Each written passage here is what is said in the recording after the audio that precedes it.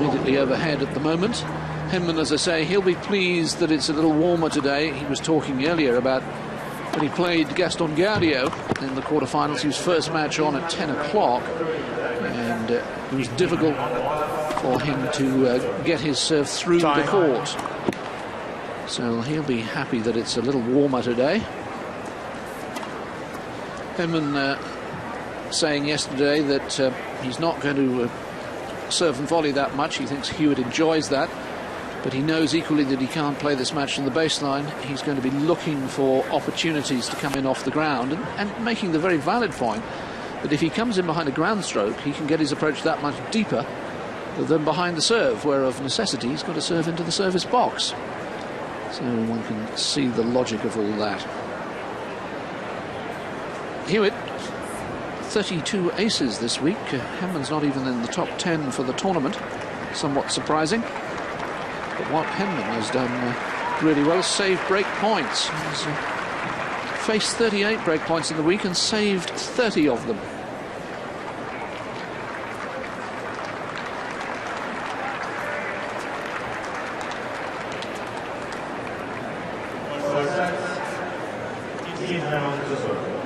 The final of the Pacific Life Open in Indian Wells. Tim Henman to serve.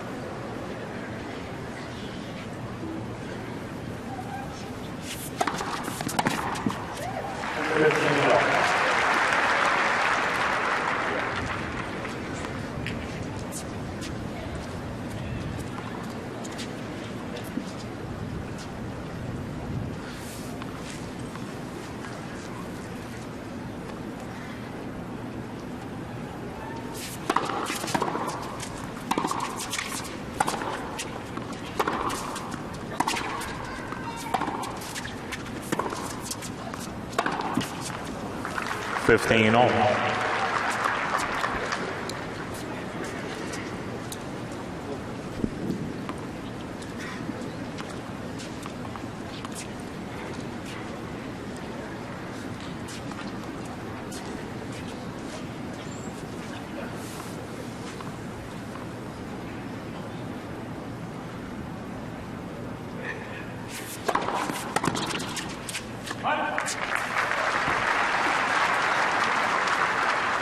Larry Stefanki, Tim Henman's coach, who won this title back in 1985 when it was played in La Quinta, just down the road from here.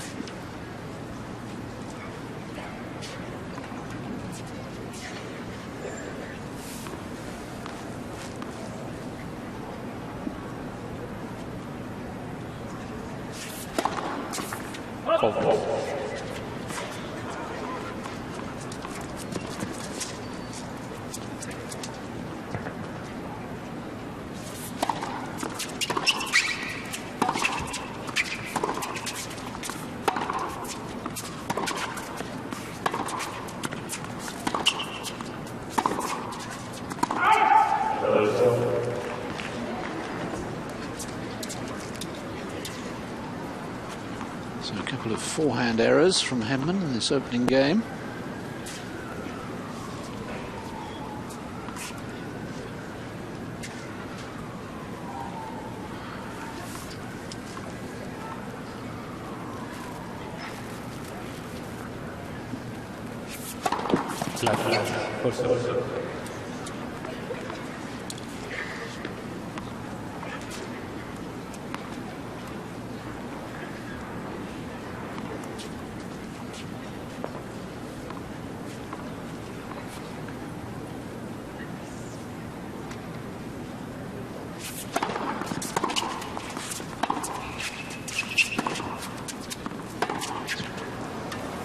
So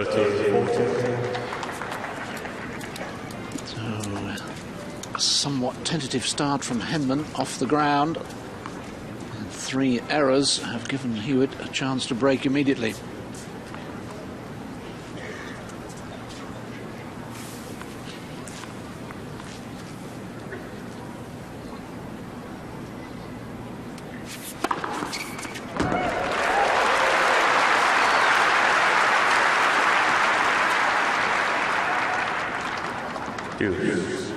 Henman maintains his record of saving break points.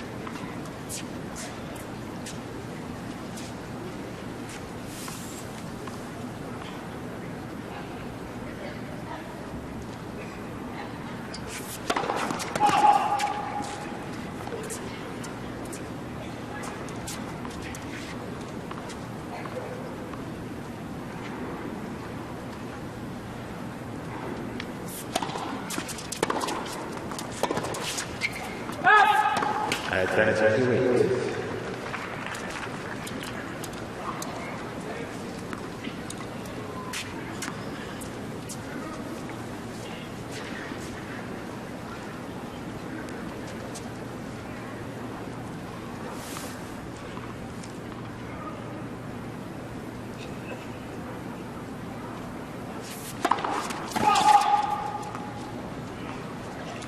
Henman having a little look. I don't think there was any doubt that he just missed. So second serve on the second break point.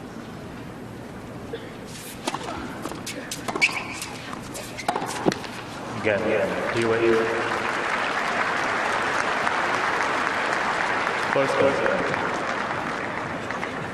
Jason Stoltenberg, the coach of Lleyton Hewitt, and Lleyton's girlfriend Kim Kleisters will be delighted with that start because, to be honest, he didn't have to do a lot.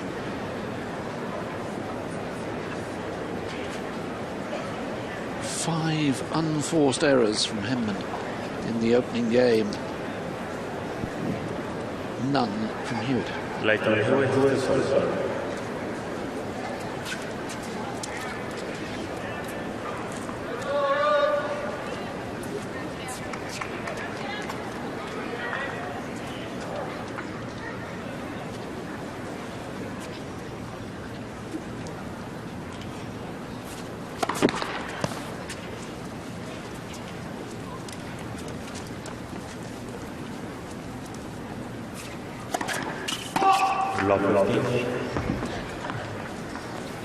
Well, I don't know if it's a case of too early in the morning for these two, but it's not a great start, is it?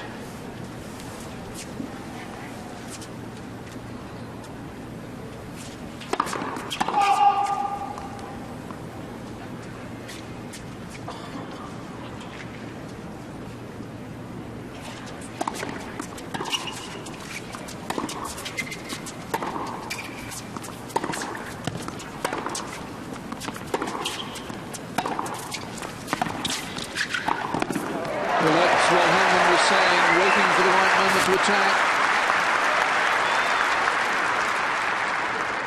and doing so decisively.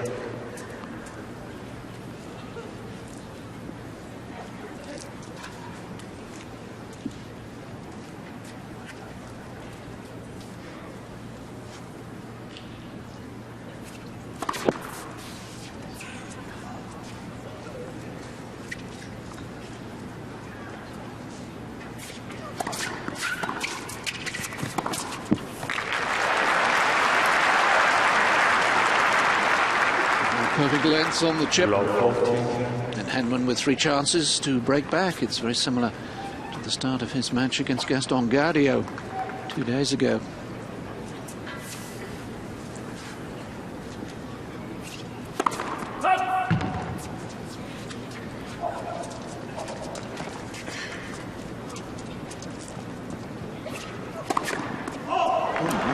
Again, Henman. So 2 doubles in the game. One game. And Henman breaks back to love. Bit of an excuse me start to this match.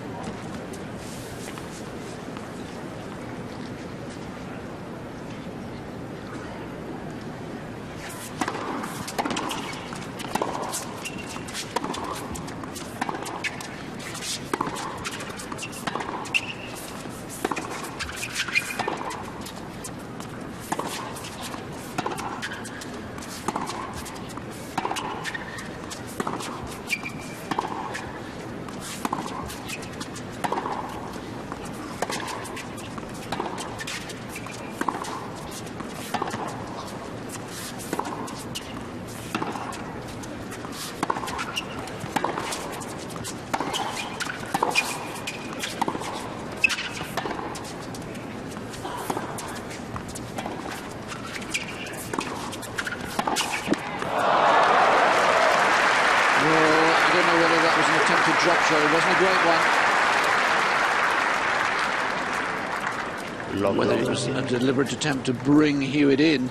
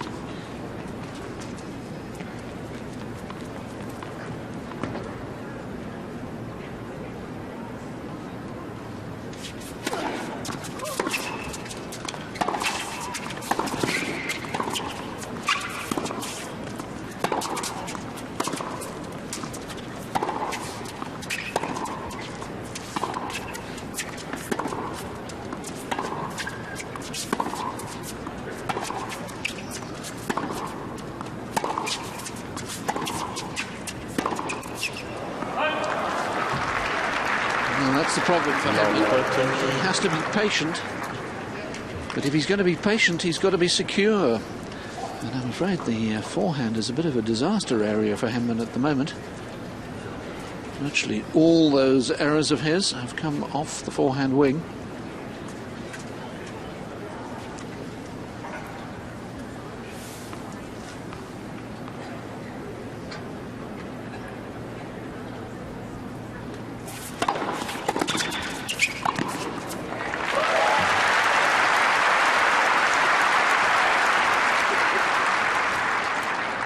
The first serve and volley from Henman. It's a good one. Lovely balance, as we can see from the net cam.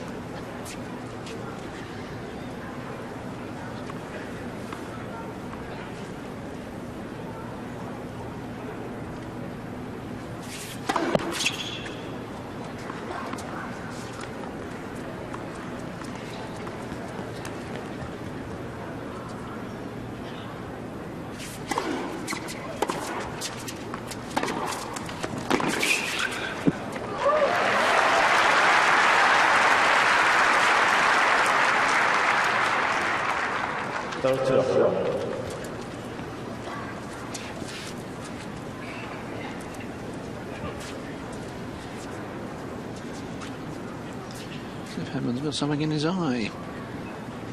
Maybe an eyelash.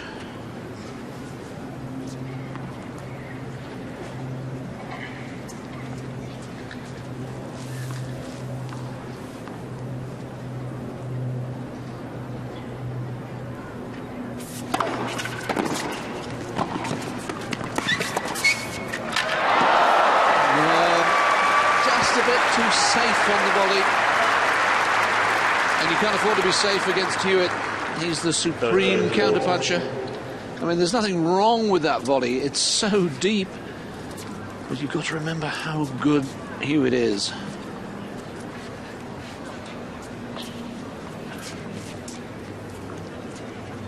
Break point for a third straight break.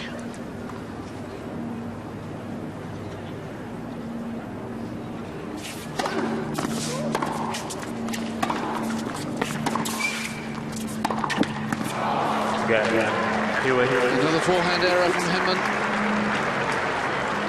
Hewitt. 2 games to 4. We start the final with 3 straight breaks of serve.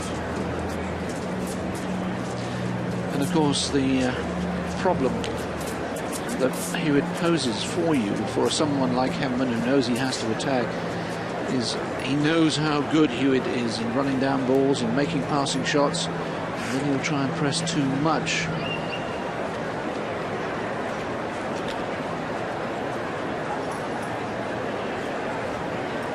This is how Hewitt clinched the break.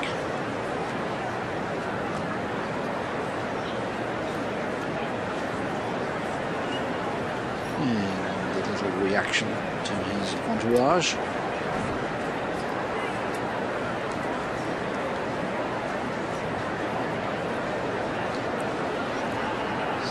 So the problem for Tim Henman is that the forehand isn't working.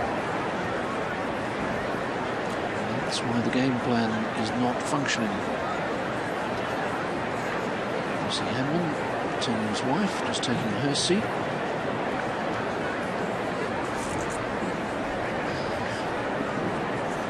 The lady in Tom Henman's life and the lady in Lleyton Hewitt's life.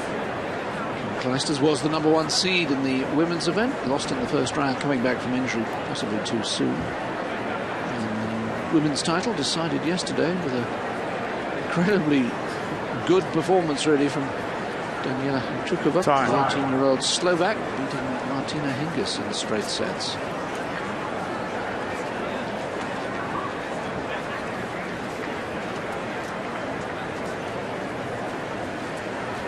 Take a seat quickly, please.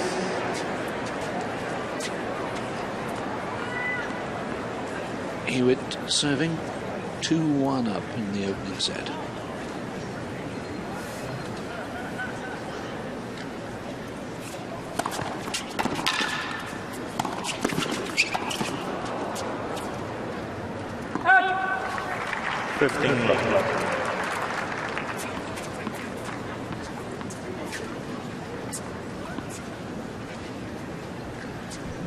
Now, Henman's found something wrong with his racket. I don't know whether the string is about to break or the frame has snapped. That does sometimes happen.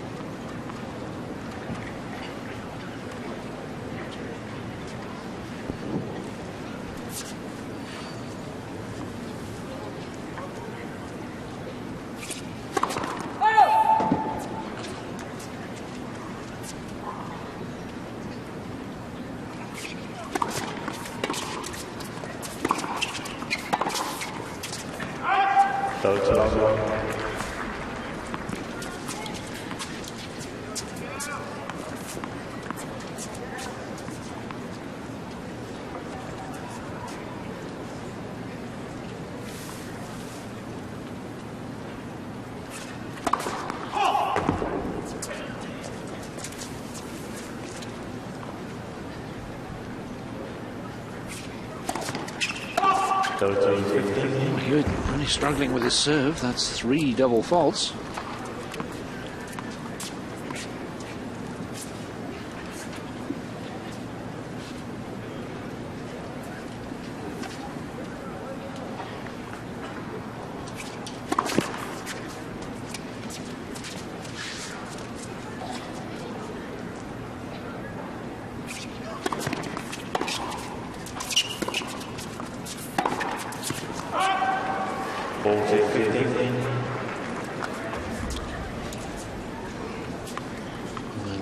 Problems for Henman if the backhand breaks down as well. That's normally the very secure shot.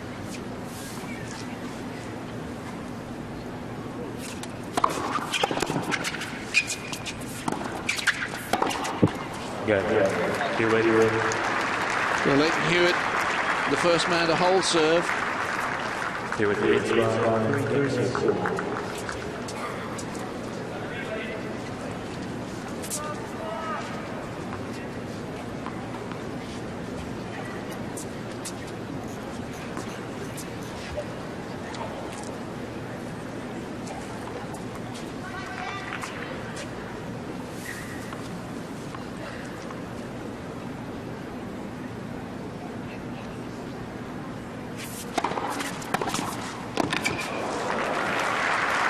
There's the problem for Henman. If the serve is not absolutely perfect, it's into the pocket really of Hewitt. He didn't have to move his feet, just swung from the hip.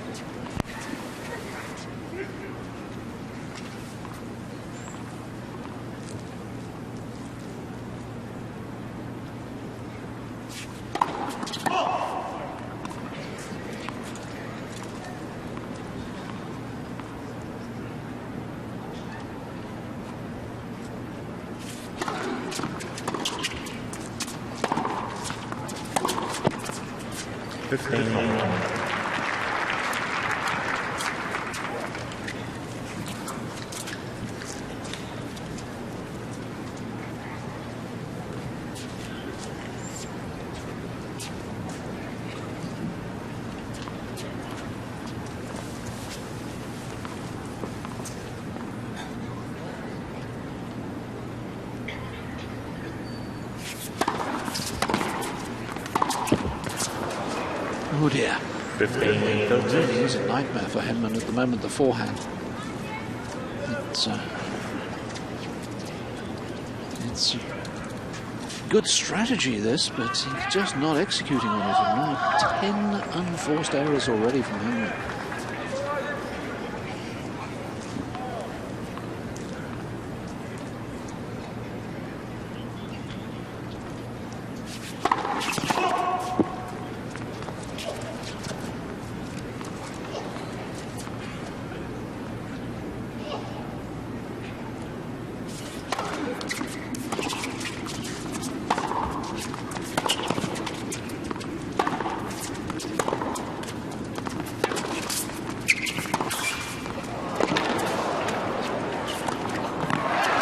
Hewitt steps it up. His forehand working far better.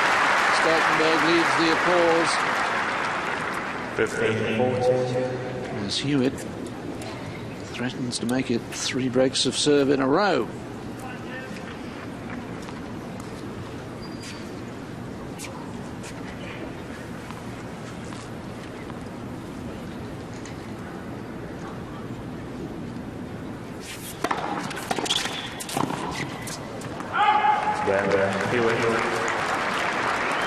All credit to Hewitt, who's taking his chances, but Tim Henman at the moment is desperate because he's just not performing.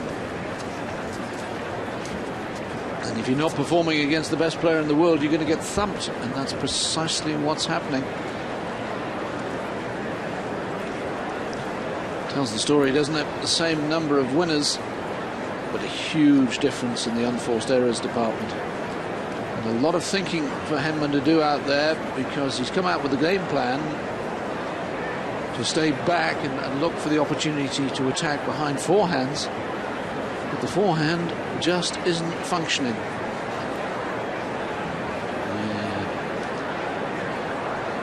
Wife, fitness trainer Karen Forster, Kelly Stefanki, there is wife. They'll all be puzzled as to what's going on and why the forehand just isn't functioning. There's still time to turn it around, but of course the problem for Henman in particular is that this is a best-of-3 final this year. Best-of-5, you've got more time to work your way into a match. It's not disastrous if you lose the first set. Best-of-3, it's that much more difficult.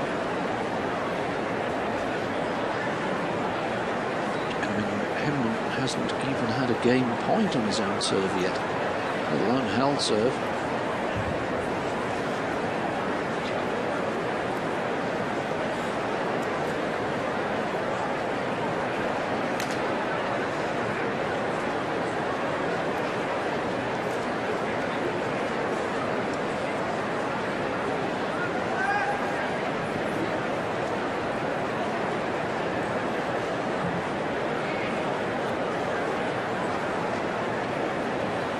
Time.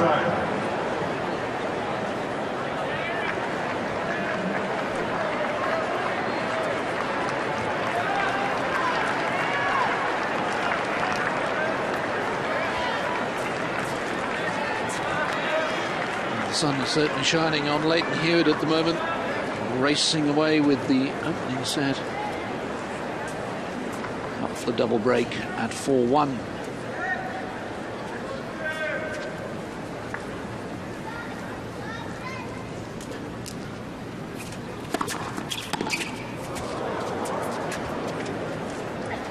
Up. 15 love.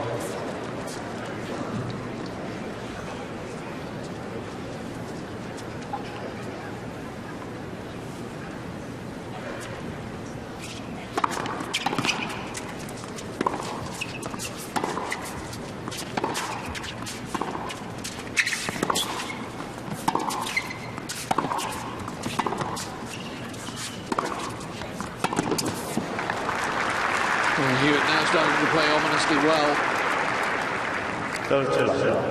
He's found his touch.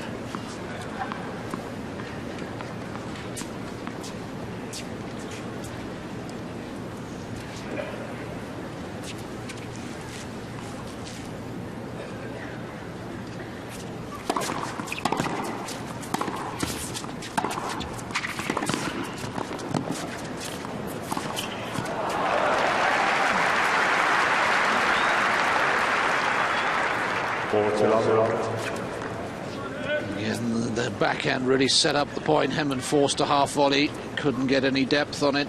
And even though he guessed correctly that Hewitt was going to go cross court, nowhere near it.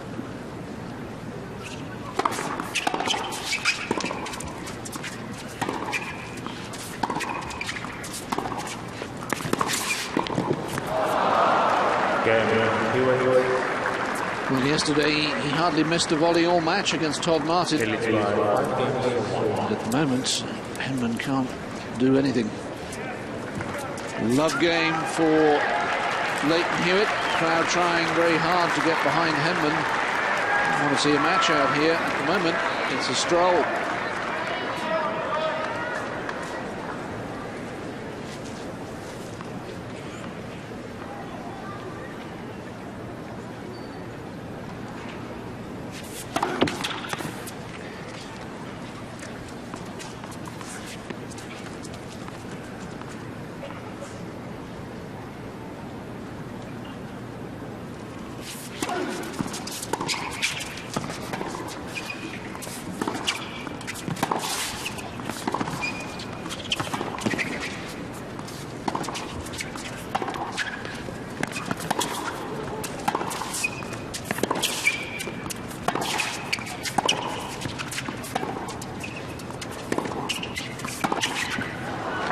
Roles reversed as it's Hewitt who finds his way forward.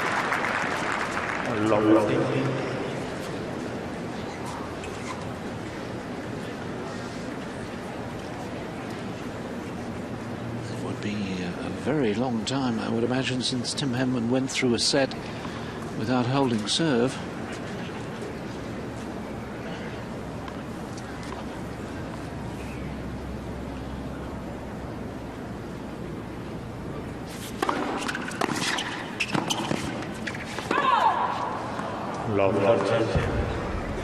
Says it all. Nothing working for Henman.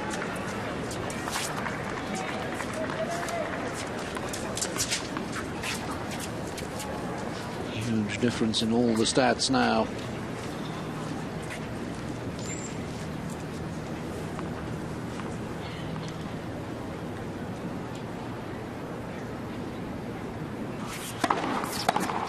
So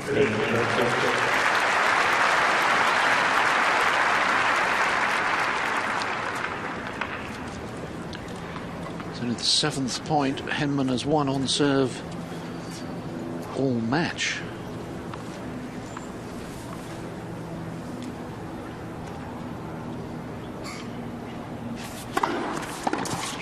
Oh, dear me.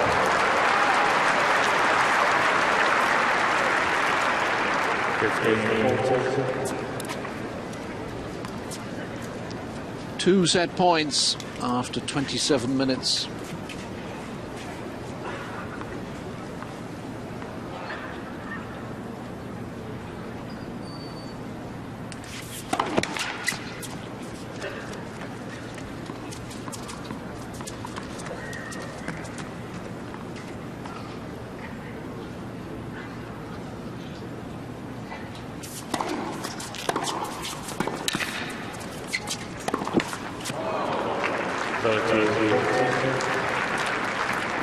Well, he started off scratchily, but now that's a real surprise that Hewitt should miss a comparatively easy ball. Still a set point.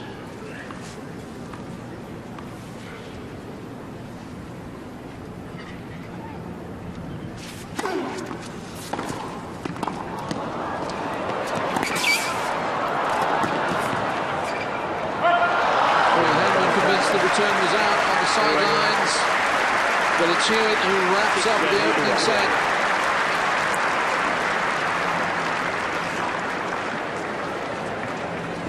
New ball. 6 games to 1, 28 minutes, 5 straight games, and Henman service games played 4, Hewitt 4 breaks.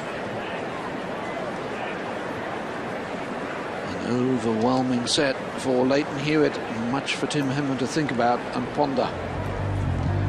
We'll ponder the statistics of the opening set. So Henman's first serve percentage, well, that's fine. But the trouble is, he could hardly win a point behind the serve. And the 13 unforced errors really hurt Henman early on when Hewitt wasn't playing particularly well. By the end of the set, Hewitt was playing exceedingly well. Now let's look back on that last point. Henman with the big kicking serve out wide.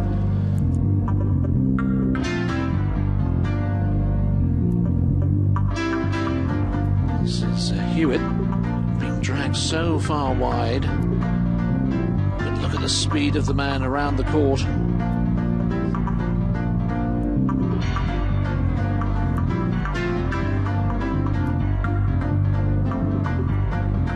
Fully focused. Now then, let's have a look and see if we can see if this return of serve was in. Yeah, I think it was. I think it was.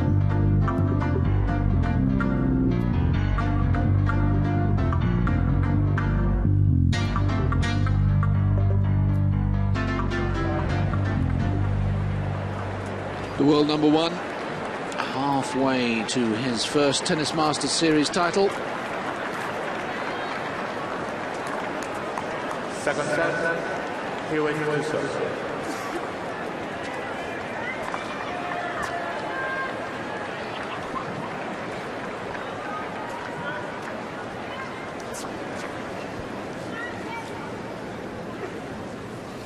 Not often do we start a new set with new balls.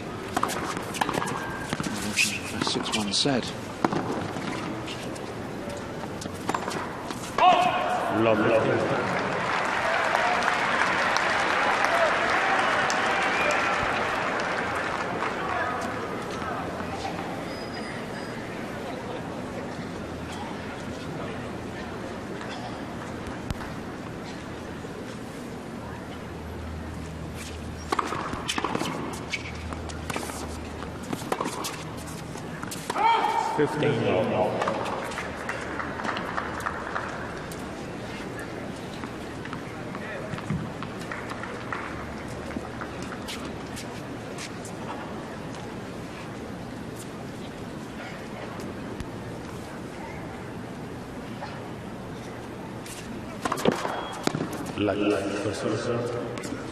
And 14 unforced errors so far in the match, 9 of them off the forehand.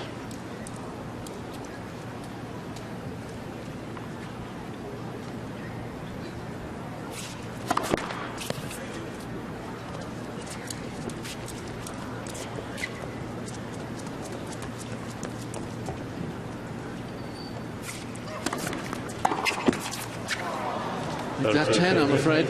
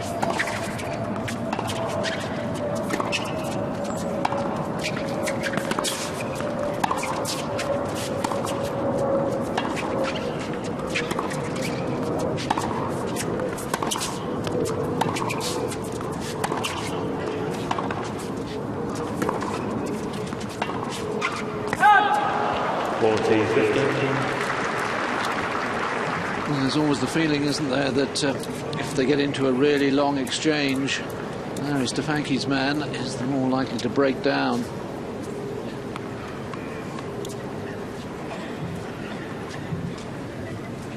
It's overwhelming, isn't it? Hewitt's won twice as many points as Henman.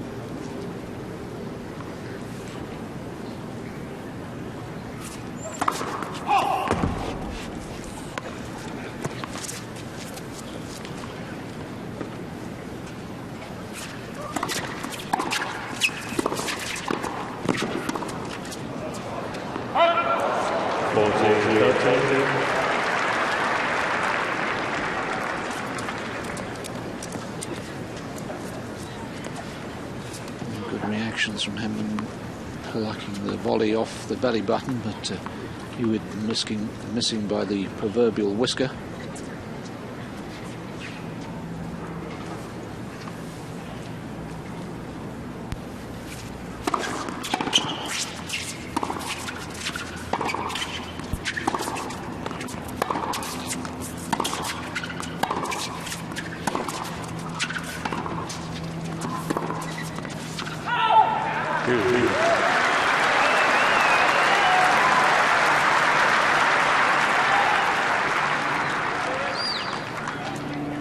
Only the second deuce game of the match. The first was the first game of the match.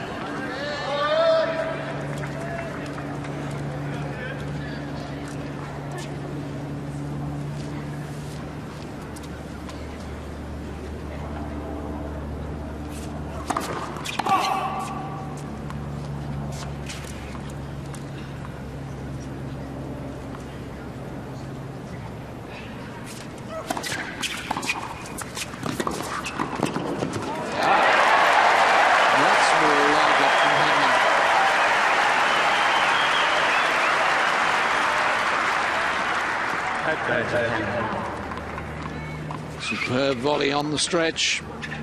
Break point for Henman.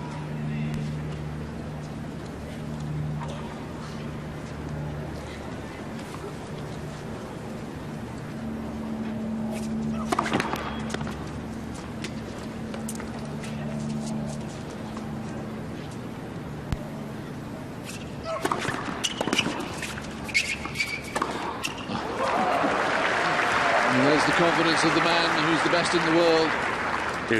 Break point down, goes for a huge second serve, and then thunders the forehand away. That forehand timed at 87 miles an hour.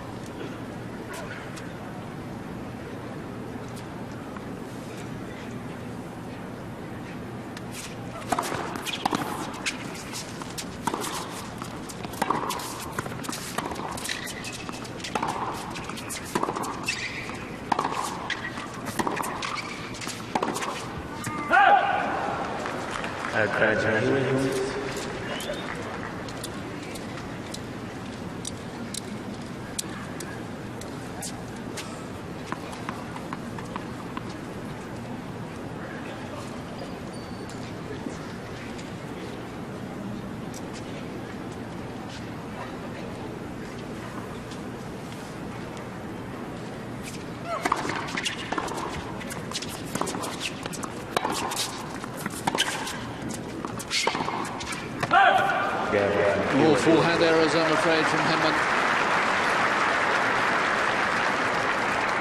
First game, second set. And Hewitt makes it 6 straight games.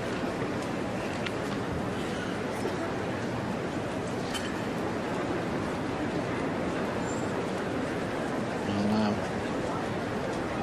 a huge game coming up for Tim Henman. Hasn't held serve at all in the match. You can see Hewitt's all over even the first serve. Actually, Henman's won marginally more points behind the second, 33% to 31. But the way this match is developing, if Henman goes down a break immediately in the second set, to be honest, you can't see it turning around. He has to find a way of holding serve. He has to find a way of hanging on right now.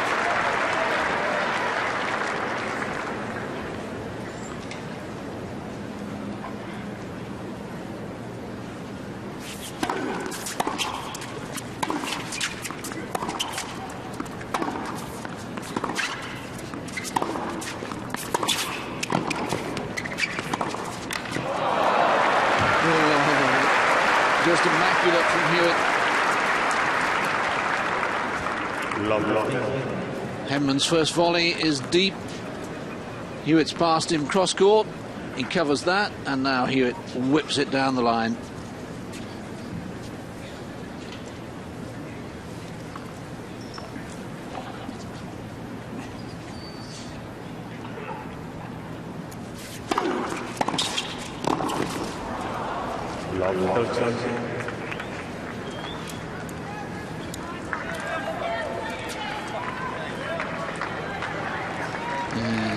Tough to see Henman getting pummeled.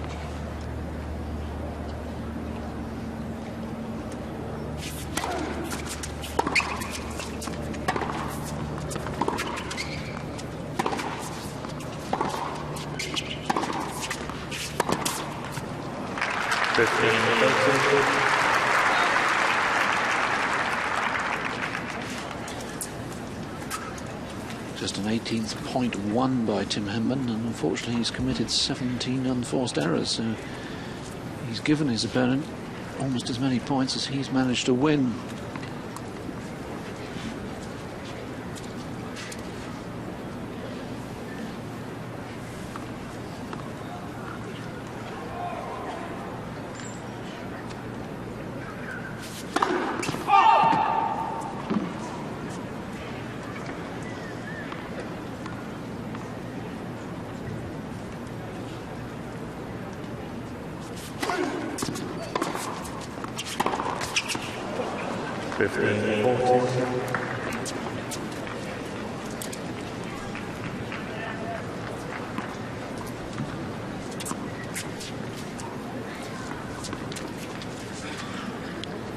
Yet another chance.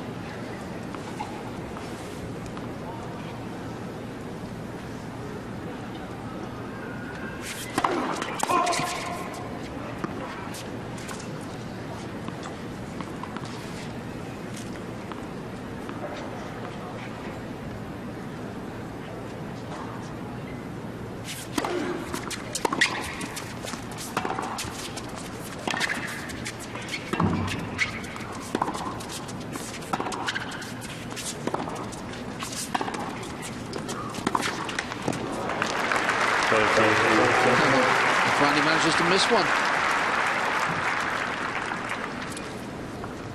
And I think the question that Henman needs to ask himself at the moment is this. Look, my forehand's having a nightmare day. So the only chance for me, my original strategy's out the window, is all-out attack. Now, that's extremely risky against Hewitt. We know what a great counterpuncher he is, but it's better than what's going on at the moment. Got to try something to change the pattern. And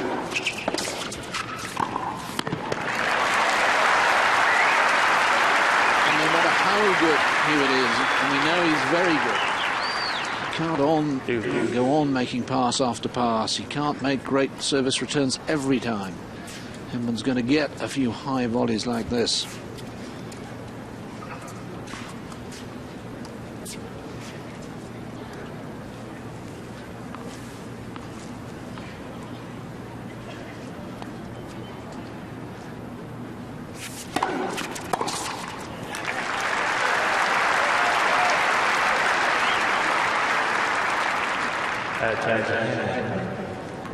So for the first time in the match, Tim Henman has a game point on his own serve.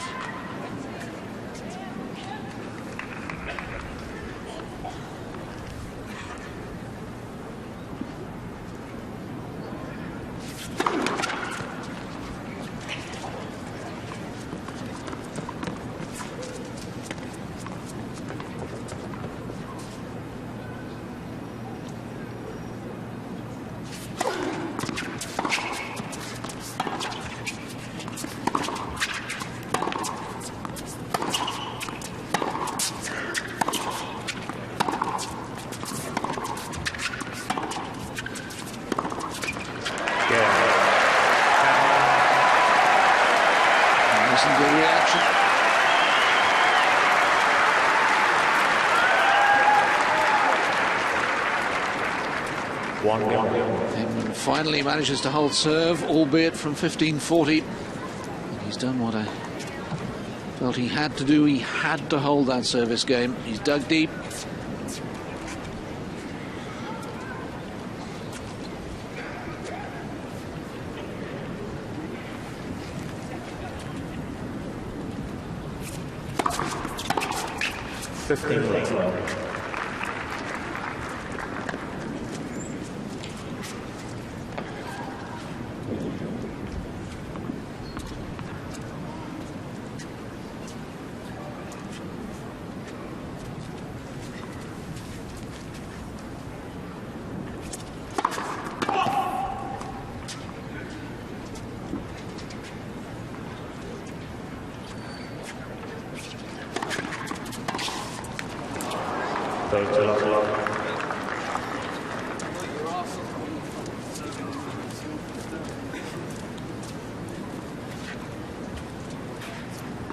Tim Henman muttering to himself quite validly, I've just worked my off to hold serve and now I've given him 2 points.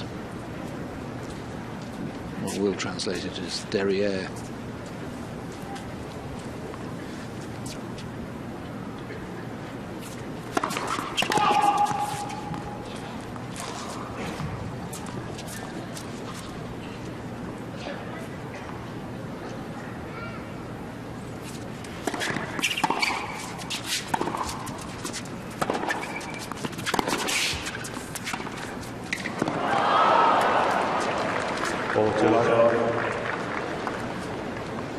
Well, I guess that goes down as another unforced error from Henman, but at least he was trying to do something.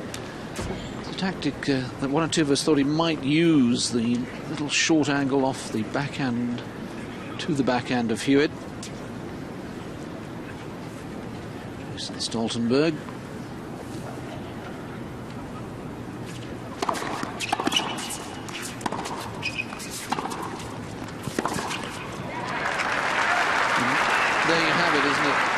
I firmly believe now that's what Henman has got to do. He's got to say, I'm not going to win this match from the baseline. My ground strokes are not performing today, particularly the forehand.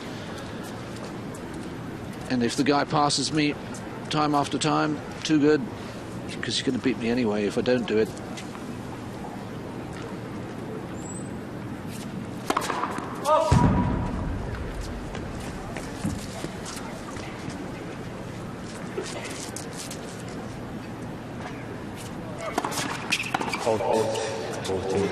Yes, that's an overrule from Carlos Bernardes.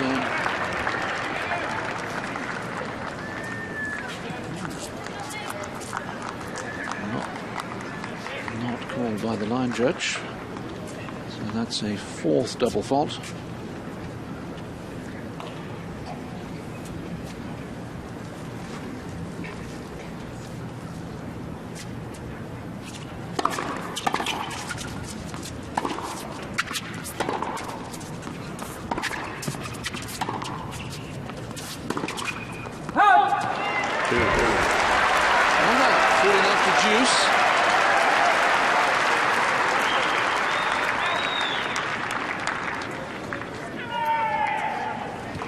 Masters will be a little concerned.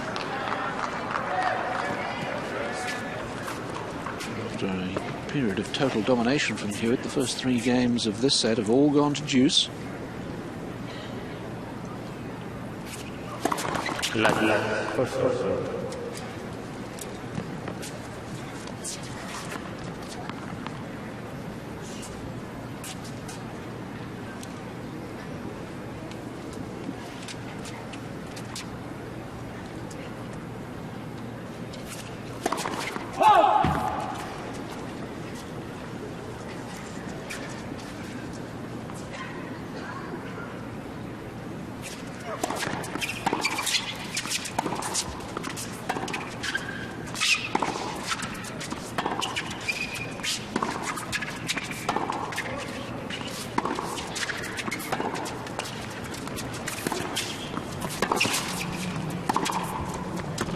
That's long. Henman has another chance to break. Couldn't take the one in the first game of this set.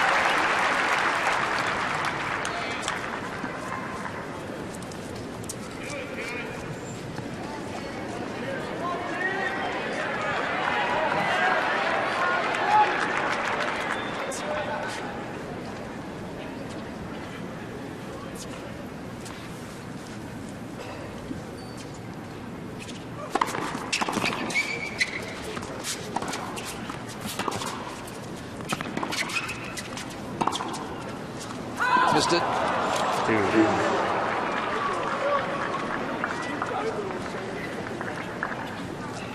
And it was nicely set up for him too.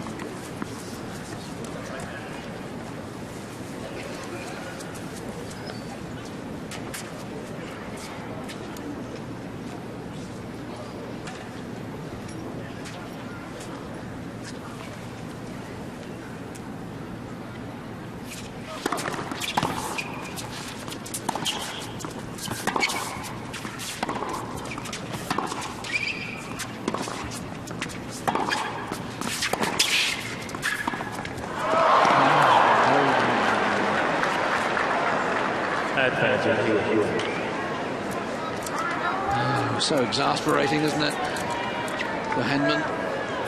He knows what he wants to do, but he's just not executing. Again, looking for the short angle.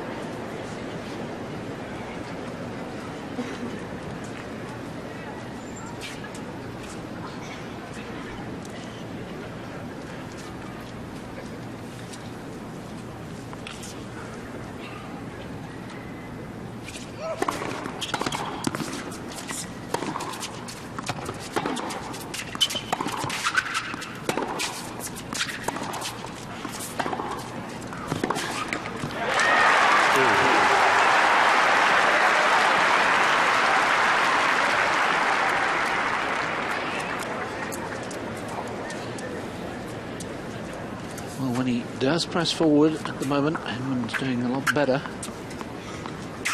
In this set, he's won 70% of the points at the net. He's played 10 of them. The match only 52%, so that's a big swing round.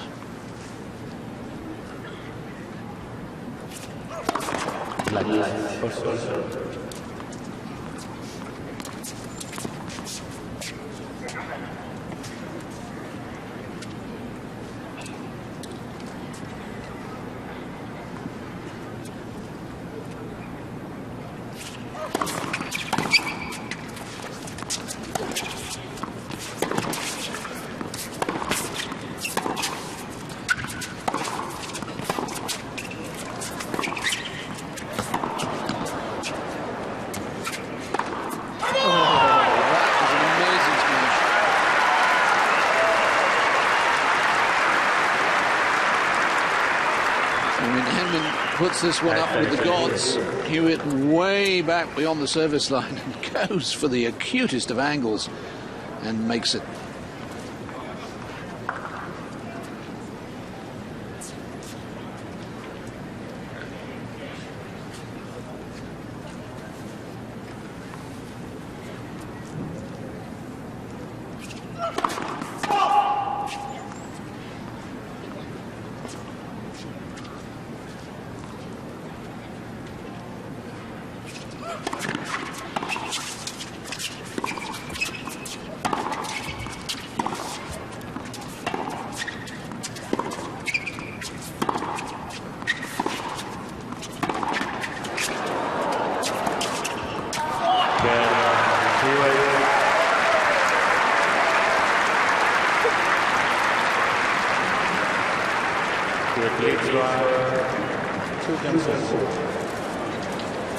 So Hewitt comes through another tough service game. The one break point, faced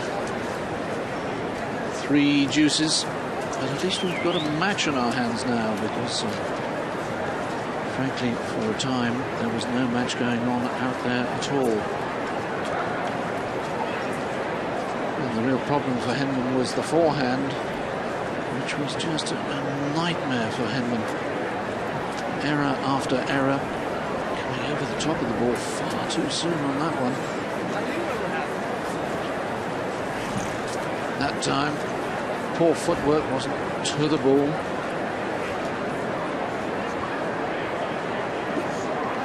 There's no feeling it. Now gets the perfect mid-court ball to attack off, and again comes over the top of it too soon. And even the volley, was so secure, lets him down. When you look at his enforced errors, 13 of the 22 off the forehand wing. But Henman's got to say to himself, all right, I was totally outclassed, to be honest, in the first set, but I'm competing now. The first set took only 5 minutes. We've now played 54 minutes. So the first 3 games of the second set have taken almost as long as the whole of the first set.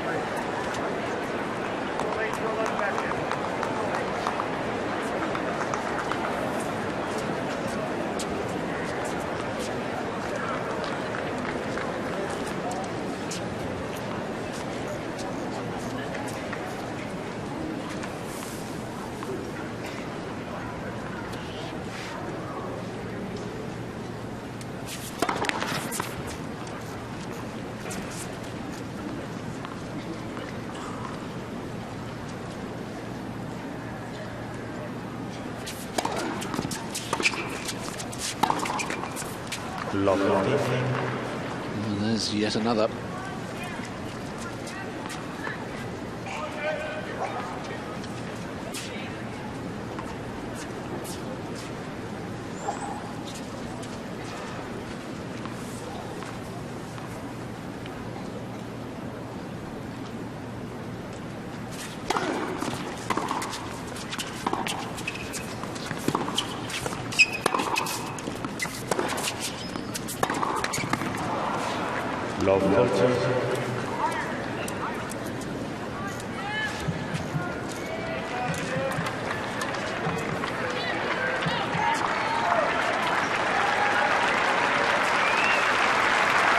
Well, the crowd tried to lift Henman.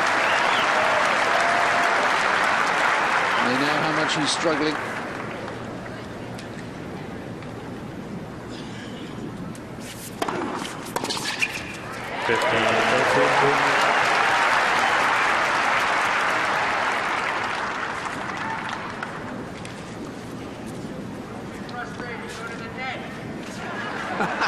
Yeah, someone in the crowd said, "Get to the net, Henman." Good advice, sir.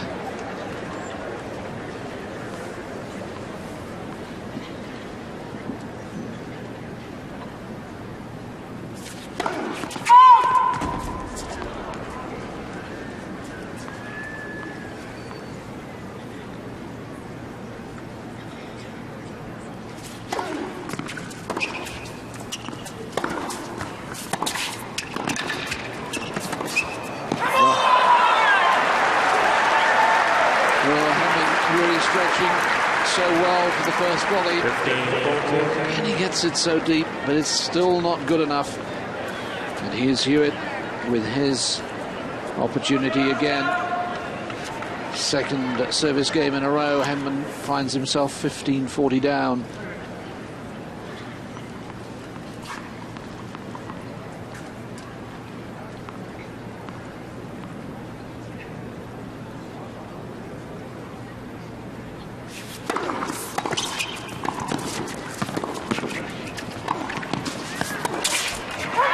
Simply too good. Henman launches a ball into the crowd.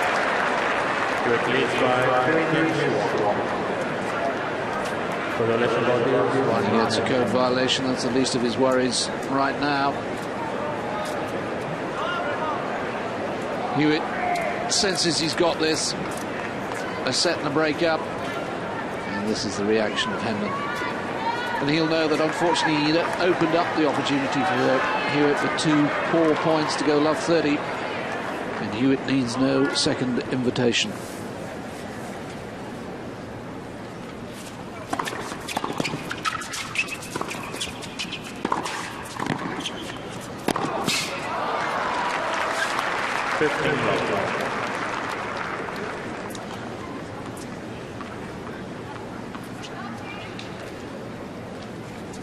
Well, I should think Larry Stefanki beginning to think, well, what lessons can we learn from this? A lot of work on the forehand is the first one, obviously.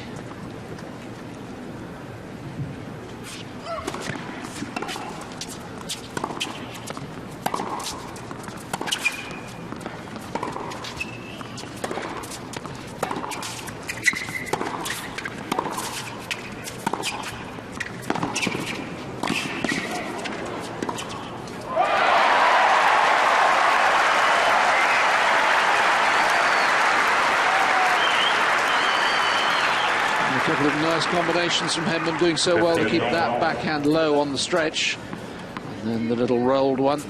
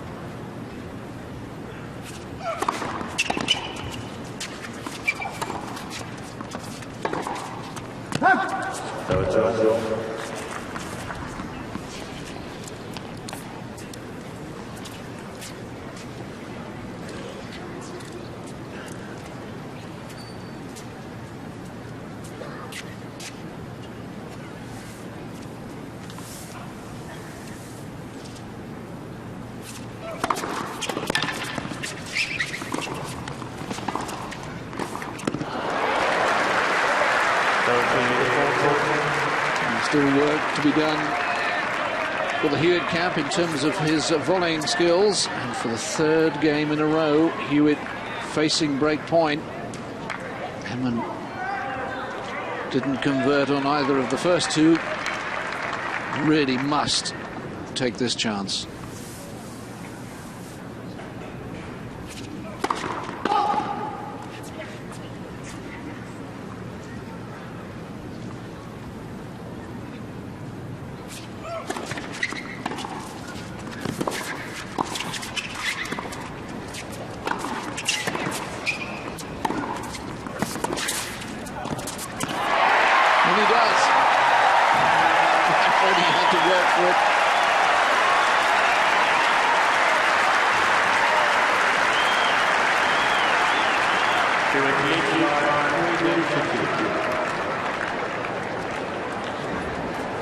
So just when you thought Hewitt had a firm grip on this match, Hewitt prizes it away.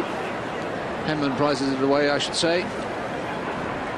But of course, he's still got to hold his own serve to get back on equal terms. And Henman so far having held serve just the once in the match. Risked it here, wasn't the greatest approach.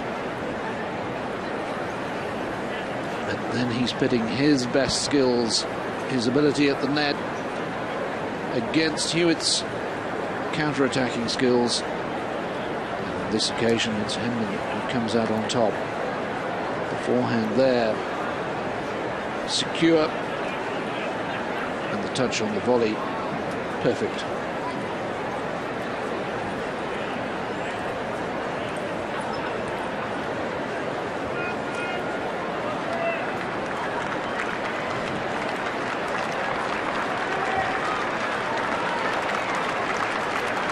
Good crowd in, not quite capacity, but it's to be expected with the two American semi-finalists, Pete Sampras and Todd Martin, losing yesterday.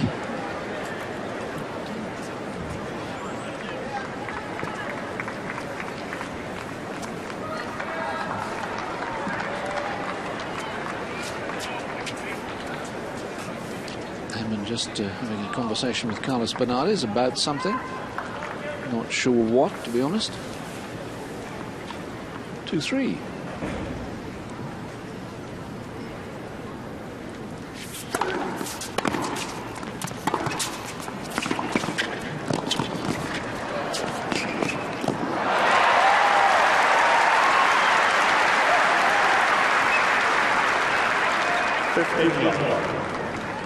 Risking it there with the forehand and coming in behind it. As I say, this is what he has to do.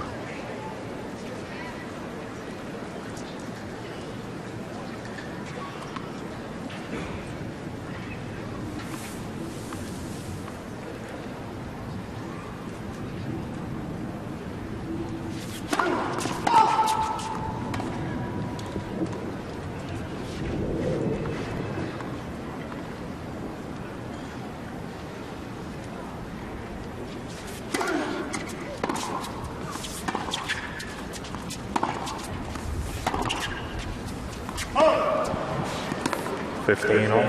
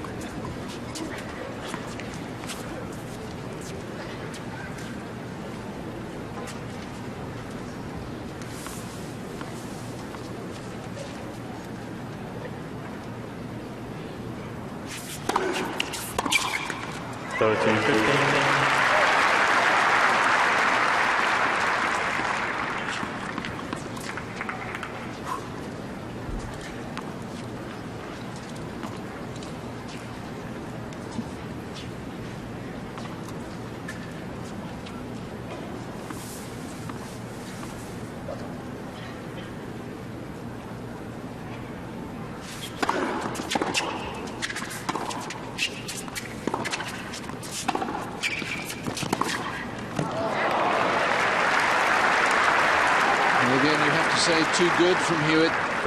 Absolutely nothing wrong with the approach of Henman. He's really knifed this. He's got it deep. It's actually skidded through, keeping very low. And it's still not good enough. That's just a magnificent shot from Hewitt.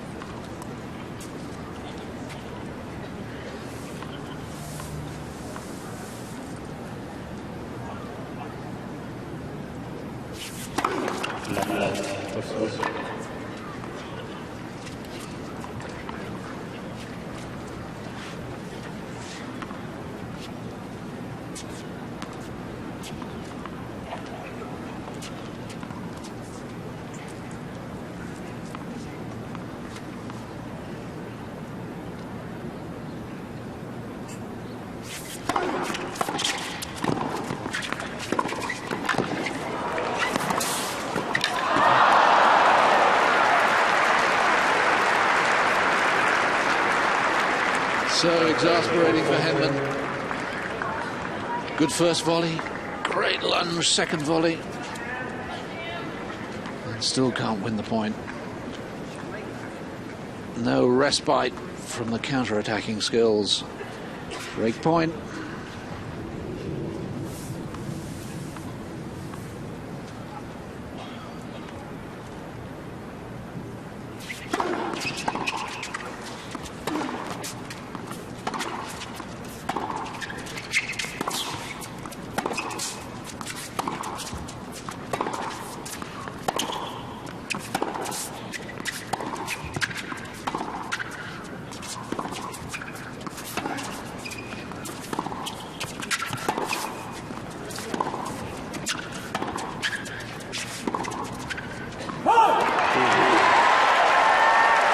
This time rolls reversed.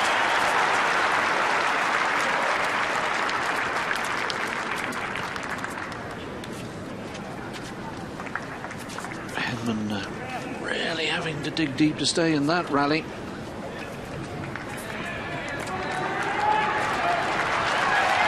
Exchanging looks with his cap when he won it. Obviously the sun a real problem as we come up to midday, 10 to 12.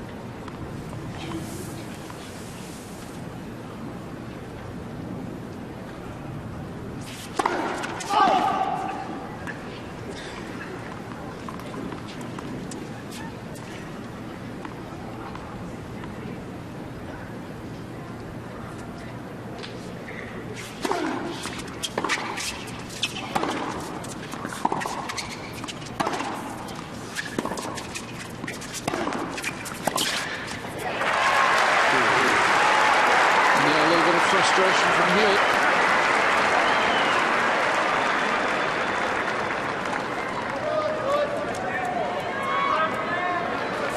Hewitt suddenly starting to struggle to convert on his break-point opportunities. 5 of 11 in the match, 1 of 5 in this set.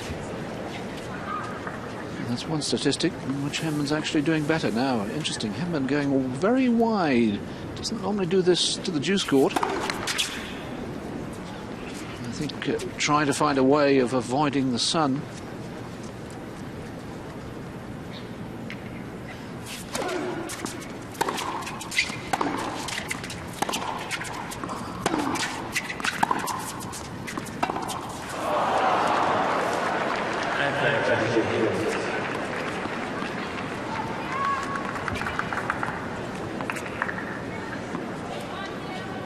Third break chance then for Hewitt in this game. No one could call this a classic match.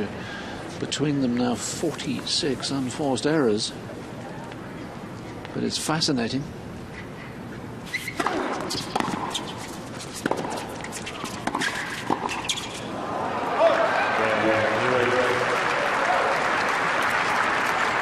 Three breaks of serve in a row.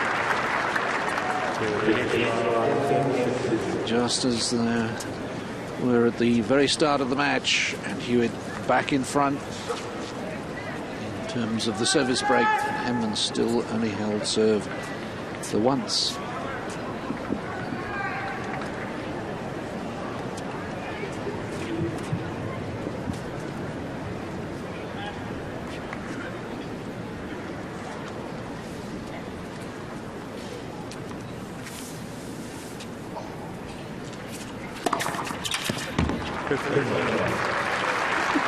First ace of the match from Hewitt.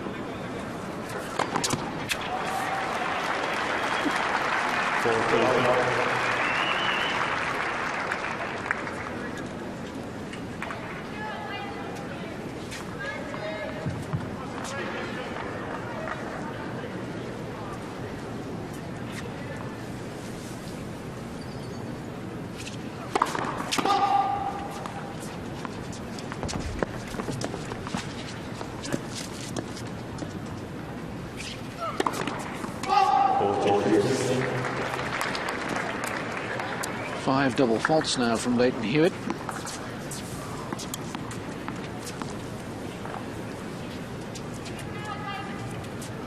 There's another stat then that Henman's doing better at, but I'm a bit clutching at straws, I'm afraid.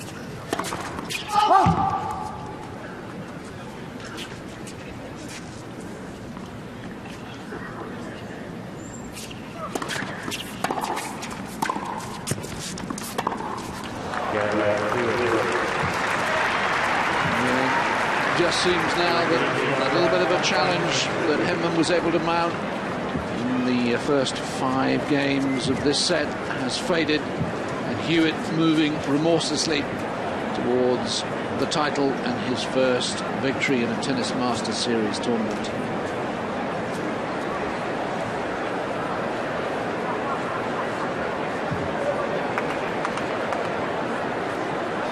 Time.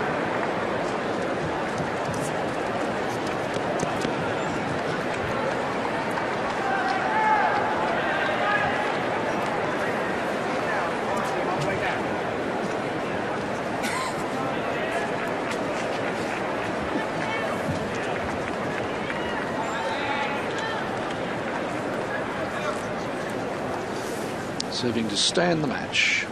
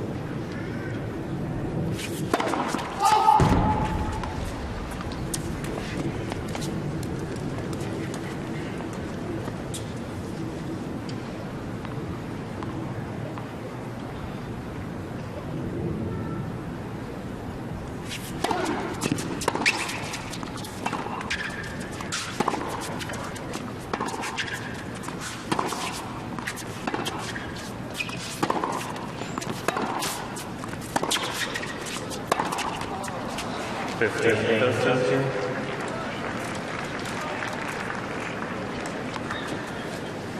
30 unforced errors now from Henman. I'm afraid that tells a large part of the tale today.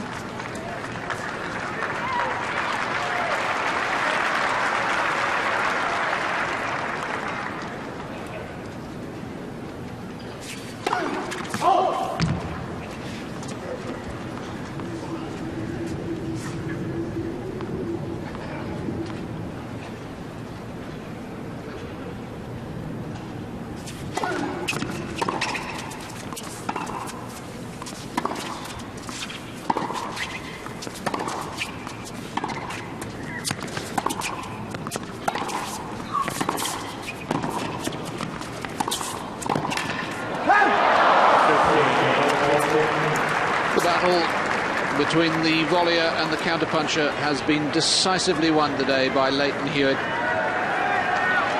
And after just 80 minutes, 2 championship points.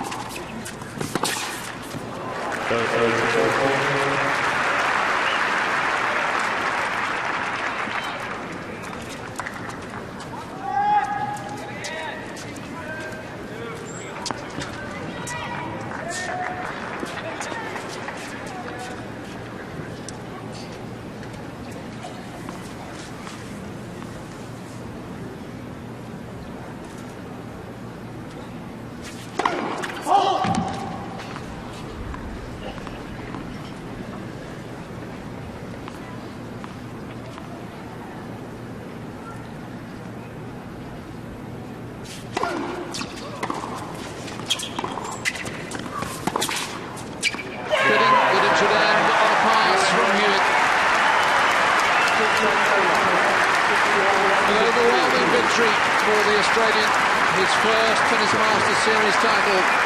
He confirms his status as the unchallenged #1. The little hiccup at the start of the year because of chickenpox is behind him. He's won his last 2 tournaments and he's beaten Tim Henman decisively 6-1, 6-2 in an hour and 21 minutes. Lleyton Hewitt, the Pacific Life Open champion of 2002.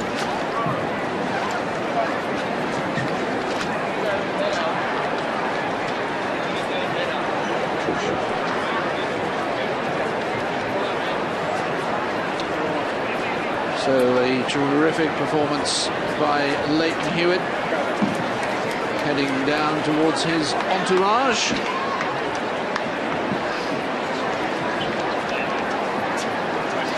Jason Stoltenberg, his new coach, and his girlfriend, Kim Kleisters.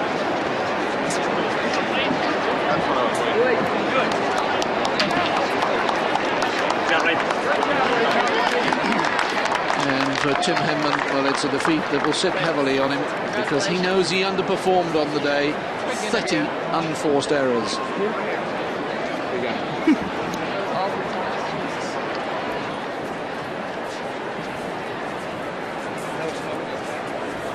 17 of those 30 unforced errors coming off the forehand. Work to be done on the practice court. He seemed to have ironed out the problems off that wing in the early part of this year, but today, under pressure from the best in the world, it cracked. And Henman wants to test himself against the best of the world, and he wants to play better than that today. Let's have a look at the statistics of the match. Pretty overwhelming when you look down at the winners to unforced errors. Well, not a great match, to be honest, in terms of quality of play. Even Hewitt with a deficit of unforced errors over winners. But Hewitt could have won even more decisively if he'd taken all his breakpoint opportunities. But certainly at times the passing of Hewitt when Henman was at the net was quite superb. But we know that's his strength.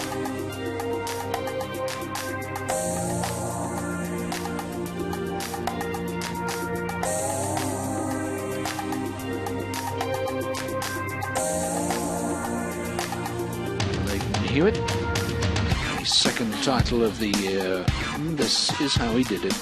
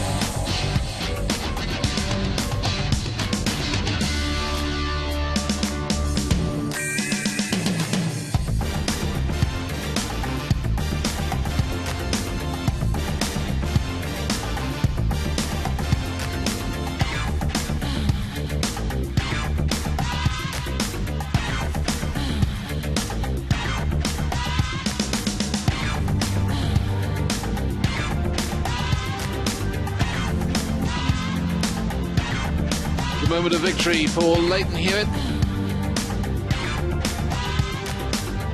14th career title for the man who's only just 21. He's first at this level. Already won a slam. The US Open of last year. Now he has won his first Tennis Master Series title. Hewitt, of course, moves into the top 5 in the champions race. Frankly, I shall be surprised if the Australian is ever out of the top 5 of the champions race now for the rest of the year. There's the trophies, the whales, the logo of our new sponsors, the Pacific Life Company.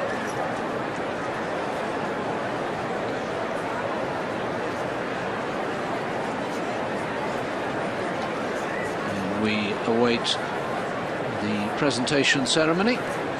And of course, let me remind you that the Tennis Masters Series moves across now from the west of the United States to the east to Miami for the NASDAQ 100 Open. The tournament actually starts on Wednesday, but our coverage will start a week today, next Sunday, the 24th. And we'll have 8 days of action for you from there.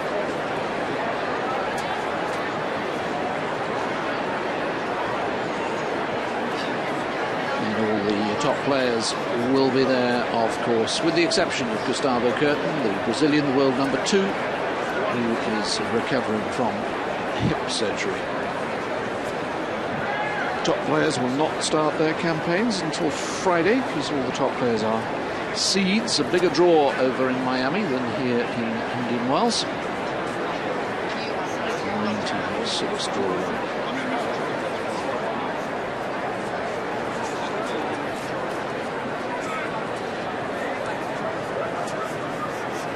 At the age of 21, 14 titles. That's the same as Andre Agassi won in his career, and of course Lleyton's got a full year to go. Just waiting for our colleagues from ABC Television in the United States to have a little commercial break before we proceed to our presentation ceremony. For Lleyton Hewitt, a cheque for $392,000 US, and for Henman $206,000.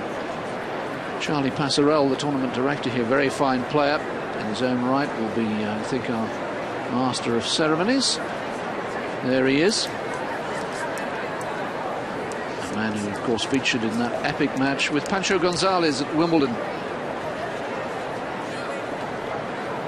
And Also, Ladies and gentlemen, I give you our wonderful tournament director, Mr. Charlie Passarell.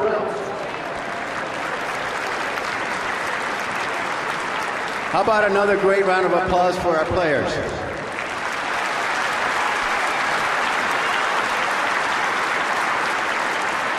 At this time, I would like to recognize the dignitaries on the court. First, our tournament referee, Tom Barnes. The Senior Vice President of the ATP, in charge of all of the Americas, J. Wayne Richmond. Our tournament co-director, Senior Vice President of IMG, Gavin Forbes. My partner, President of PM Sports, Raymond Moore. The man who's in charge of this weather, the Honorable Mayor of the City of Indian Wells, Conrad Negron. And a wonderful welcome to our new title sponsor, the Chairman and CEO of Pacific Life, Mr. Thomas Sutton.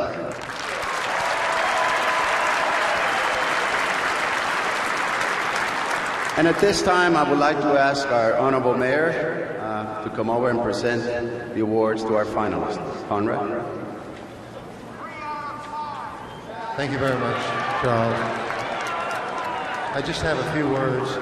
The City of Indian Wells is extremely proud to be part of this tournament, the best tennis in the world. We're extremely proud to be associated with Pacific Life Insurance Company, who are the title sponsors. And I thank you all for this lovely attendance here. At this moment, I'd like to call Tim. Could you step up here, please? Well,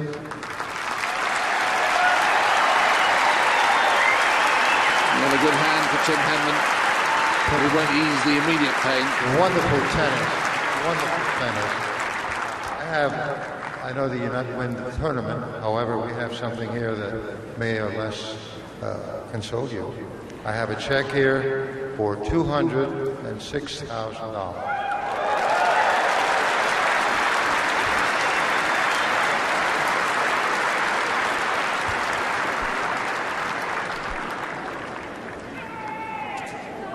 Well, first of all, I'd like to congratulate Lleyton. You know, he's played phenomenal tennis, I think, this week, as everybody was able to see. And I think from the player's point of view, we know that he's setting the benchmark. He's the #1 player in the world right now, and I'd like to congratulate him on a great week.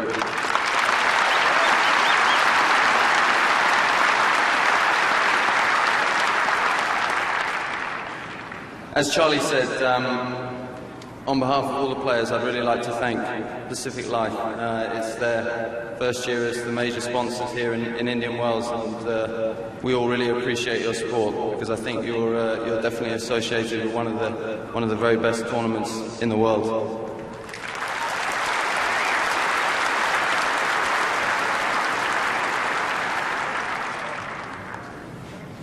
I'd also like to thank and apologise to you guys. Thank you guys for coming out and supporting the final today. I'm sorry I couldn't make it a little bit longer, but my opponent unfortunately had something to do with that. And I hope you keep coming back.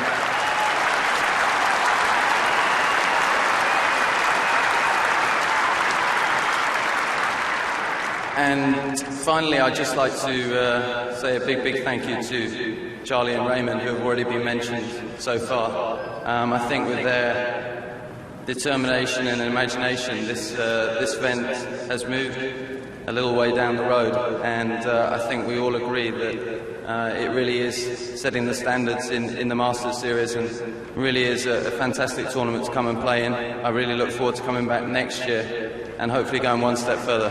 Thanks very much. Good words from Tim Henman in defeat.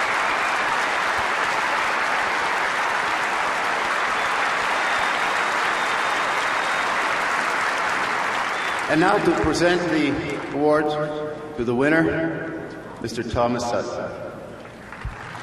Thank you, Charlie. Thank you. Well, Pacific Life is really pleased to be a part of this tournament. And Lleyton, it was a magnificent job we did out there. Just spectacular. You certainly exhibited persistence, performance, and strength.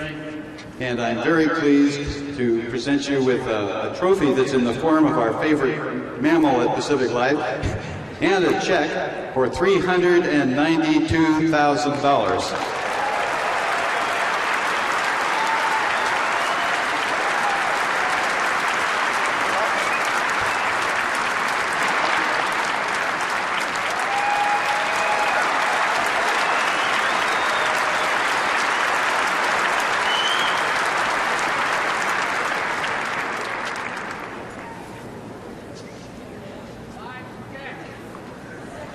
Well, firstly, I'd like to congratulate Tim on a great week. These Masters Series tournaments are so tough. It's the best 64 players in the world, and it takes 5 or 6 matches to get here to the final. And congratulations on a good week, and good luck next week.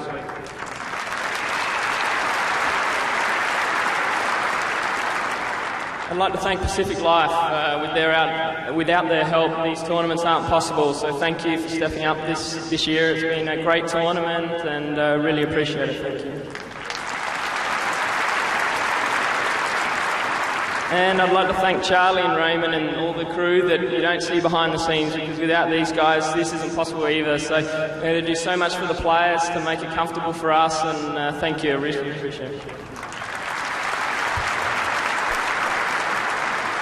I'd like to thank my team down in the corner, my coach Jason. It's been a tough start being new in Australia during the Australian Open and coming out and winning the next 2 tournaments. So thank you. My girlfriend Kim, my mate Hayden and Carl, so thank you.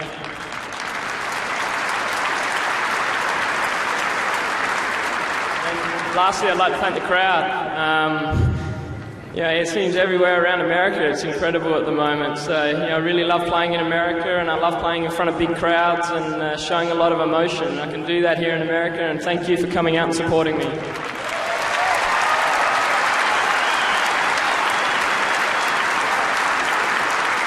Again, another big round of applause for both players. We will follow with some photographs here, and we will then continue on very quickly with our doubles. Roger Federer and Max Mirny against Daniel Nestor and Mark Knowles. So there we are. That's coming up for the crowd here, but our coverage is at an end as the photographs are taken. Will be wired around the world. A lot of my colleagues from the British tennis writing corps are here, some Australians as well.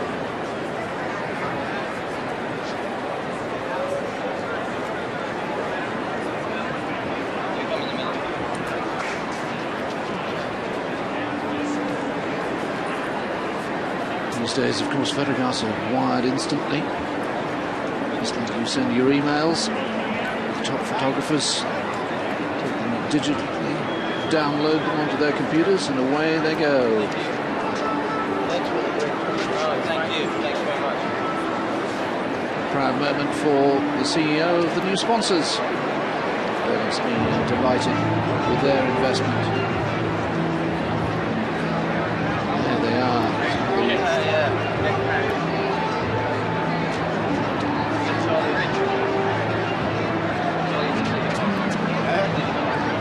As the players join with Charlie Passerelle,